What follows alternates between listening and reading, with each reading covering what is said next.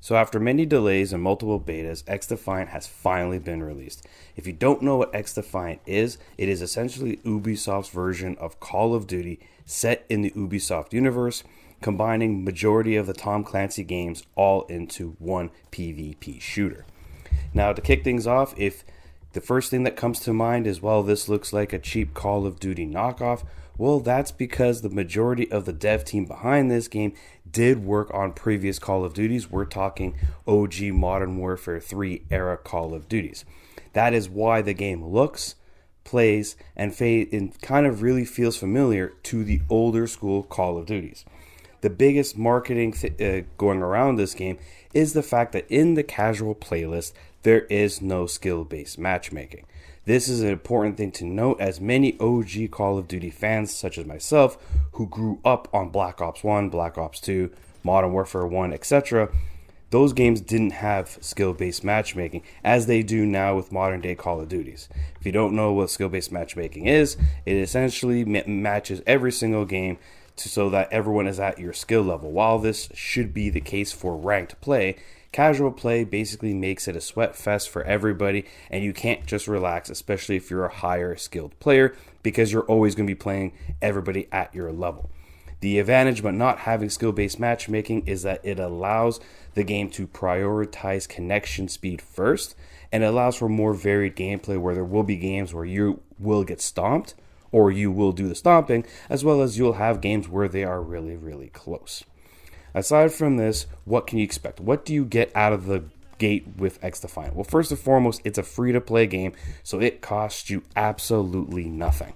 Furthermore, what you get is 14 maps across 5 game modes, and it's essentially your prototypical game modes that you would expect. There's Domination, there's King of the Hill. They have this mode called Hotspot, which is basically their version of Kill Confirmed, but it's a tweaked to their style. And on top of this, you also have the I guess they call them factions. They call them factions in this game, but it's basically the hero shooter element of the game. The way the game plays is that its core movement gameplay is that of old school Call of Duty, but it has factions, which is the hero shooter element. Each faction is a representation of a Tom Clancy game, such as you have DedSec, which is the Watch Dogs game. You have the Echelon, which is Splinter Cell, etc., etc. They have the factions represent different Tom Clancy's games, and each faction has their own skills, abilities, ultimates, etc. There is some differences between XDefiant and Call of Duty, though. Aside from the factions and the hero shooter element, one of the things that you cannot do in XDefiant is prone.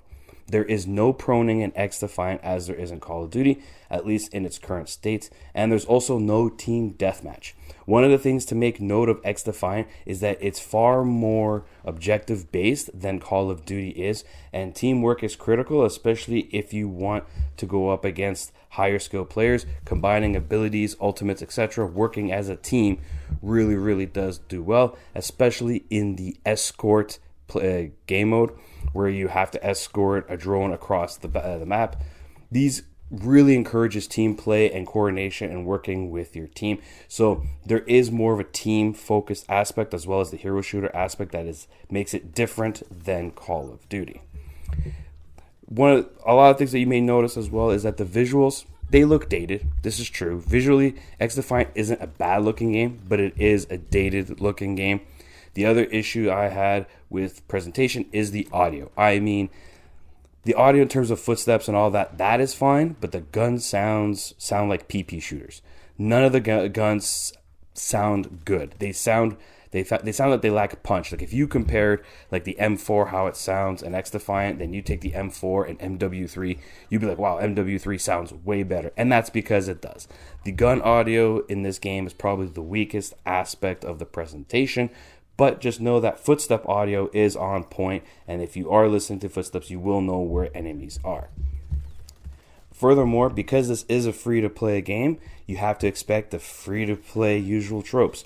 We're talking battle pass, we're talking in-game shop, but they took it a step further and said factions, including the launch DedSec faction, is locked. You can either grind the game and earn XP to unlock the faction, or you could spend money and unlock it instantly. This is going to be the case for future factions, very similar to that of Rainbow Six Siege, where new operators would come out and you can either grind it to unlock it, or you can just spend money and instantly unlock it. Does this mean that there's a pay-to-win aspect? I mean, yes and no. It all depends on how strong a faction is when they release. If a faction is overtuned at launch, then yeah, you could say that there could be very much a pay-to-win mechanic, in the sense that, you know, if you don't have that new faction available to you, but the other team does, and they're overtuned, you can end up with some pay-to-win feeling. So this is something that they need to be careful with. Overwatch had the same issue with new heroes, which is why they eventually pulled back on that and made all new heroes free for everybody.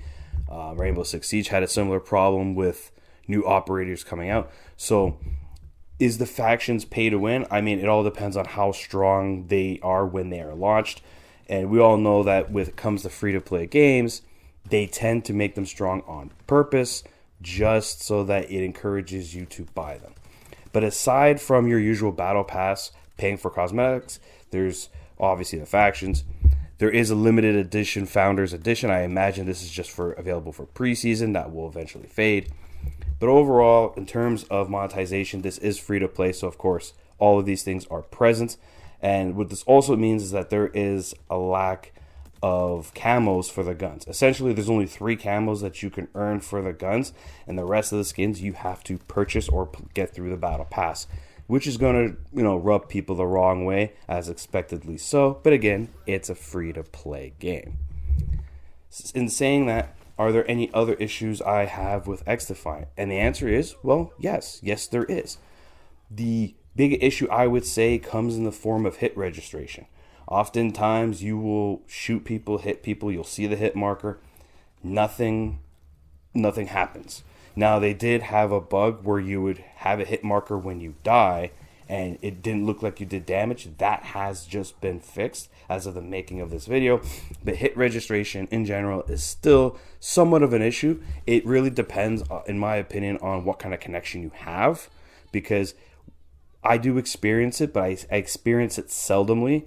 Well, whereas I've seen other people experience it more, but hit registration is one of the bigger issues. The other issue I'll say comes in the form of the game's customization. And I'm talking about the loadout customization. In terms of weapons, there's enough weapon attachments for each gun so that you can have your own, you could set up the gun the way you want it to your playstyle. That part is fine. I'm talking about loadout customization. And what I mean by this is you only get a primary weapon, a secondary weapon, which is only a pistol at this point, and you select a grenade type. That's it. That's all you get for your loadouts. What this means is that even though the game does give you multiple loadouts, you don't really need that many, because the result is that the loadout customization is so limited that you'll have like 2 or 3 and that's about it, because there is no, unlike Call of Duty, there's no perks. There's no perks to tweak the loadouts. There's no, hey, I want to have a shotgun as a secondary weapon. No, there's none of that. That could change. They could add a faction where the faction's passive is allowing you to carry 2 primary weapons, but currently there's no way to carry 2 primary weapons, and all secondary weapons are strictly pistols. No throwing knives, no rocket launchers, nothing of that sort.